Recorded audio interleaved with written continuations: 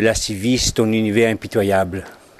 Le droit syndical est bafoué, il a fallu faire un recours gracieux pour obtenir une cause. La collectivité s'est montrée des plus autistes. Il a fallu aller au tribunal administratif pour qu'effectivement le droit soit appliqué en matière de droit syndical, à savoir les équipements, un local, un GSM et tout ce qui va avec. Et moi, ce qui m'interpelle justement, l'inculture syndicale de cette collectivité. Que font les technocrates qui gèrent cette collectivité? Je me le demande. Puisque dans le même temps, il y a un agent qui s'est fait agresser par 2 fois.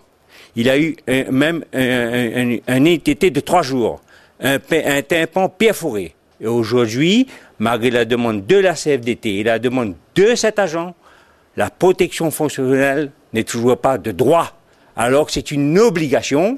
Et cette collectivité se met, si elle ne le sait pas, je le dis solennellement, dans l'illégalité la plus totale en refusant de répondre à la demande de protection fonctionnelle de cet agent.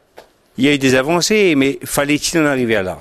Fallait-il que la CFDT use de moyens financiers pour aller au tribunal administratif, saisir un avocat et compagnie? C'est un véritable scandale.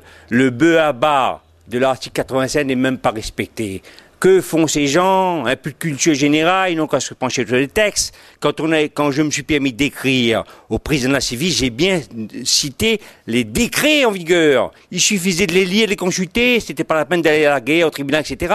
C'est perdre le temps, faire le temps, la collectivité ainsi perd son temps, perd l'argent des contribuables et nous fait gaspiller le nôtre. C'est sans doute soit la mauvaise volonté, parce qu'on n'aime pas trop les syndicats, c'est la mauvaise volonté, ou soit en même temps, c'est la mauvaise volonté et l'inculture.